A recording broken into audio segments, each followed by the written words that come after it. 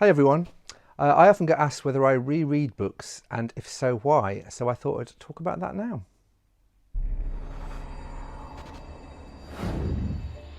Hi, so the simple answer is yeah, I do reread books. There are certain books that I return to again and again.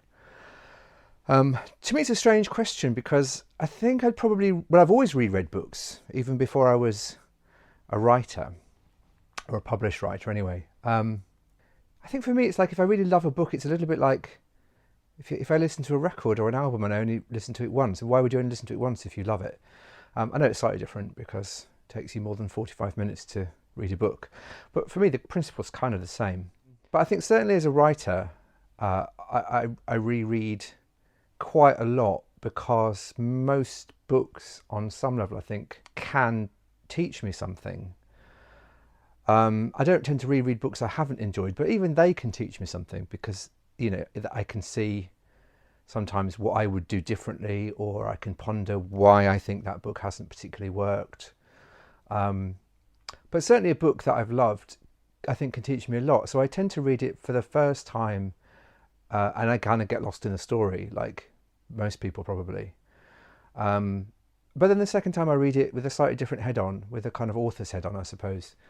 And there I'm looking much more subconsciously still, but I'm looking much more at how the book works, why the book works, what the author's done, the mechanics of it, I suppose. So I also wanted to talk a little bit about which books I keep on returning to, and I've chosen three. And the first is this one, Rebecca by Daphne du Maurier, which I know I've gone on about quite a lot, but it is the one I keep returning to. This copy looks pristine because I've got several copies of it. With this book in particular, I mean, I think it's because it's managed to be that thing which is a great crime novel, a psychological thriller, which has kind of transcended genre almost, because it's also beautifully written. And as I think I've said before, I've never understood this idea that you can't have both. You can't have a great story with twists and turns that's really compelling and have really interesting characters, and have that story really well written and really beautifully written. So I do continually return to this, and each time it teaches me something else about character and story and plot. Although I do find it really hard not to just fall into the story, and every time I read it I get something new from it. So yeah, so Rebecca, that's one that I imagine continue to return to. And then the next one is Cat's Eye by Margaret Atwood, which is a book that I absolutely adore and read. I don't know, I've probably read pretty much every year since the first time I read it, which was I don't know how long ago. I think there are several reasons with this one. It's an interesting one, this.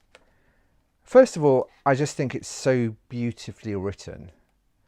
I mean, the language, I do really think that this was when Atwood was at the height of her powers. The way it's constructed, the structure, the language, everything in it is just kind of perfect. I often think reading Cat's Eye is a little bit like being wrapped in a really snuggly, comfortable blanket.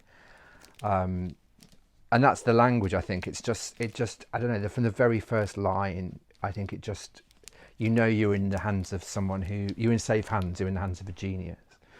And I think also the story probably resonates with me as well. It's about bullying, I suppose, on one level at least. And that was something I experienced at school. So although nothing in this book kind of directly correlates with my experience, because I think Atwood here is talking very specifically about the way that young girls bully each other. But there was something in there about being ostracized, and somebody quite deliberately pushing you to the extreme and pushing you out of the nest almost, in quite an almost sadistic way to make your life uncomfortable. So that book really resonates with me, which is why I keep returning to it. From an author's point of view, it is just the language, and the characters, and the way that so much can be said with so little. So yeah, that's the book I read repeatedly. And then the third one I keep going back to is this. It's Alan Hollinghurst's The Folding Star.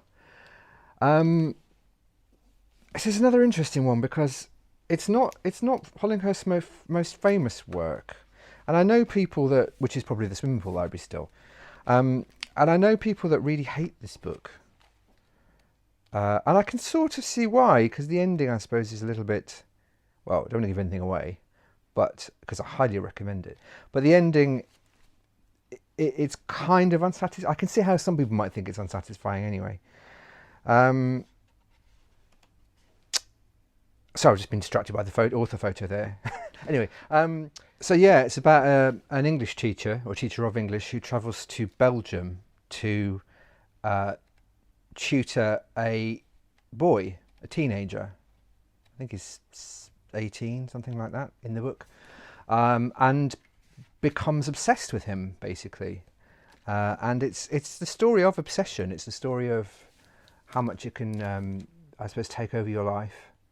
I found it a very sexy book as well. I think Alan Hollinghurst does do that really, really well.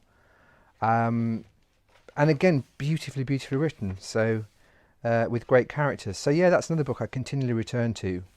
In fact, actually, talking about it now makes me realise I want to read it again, which I probably will do.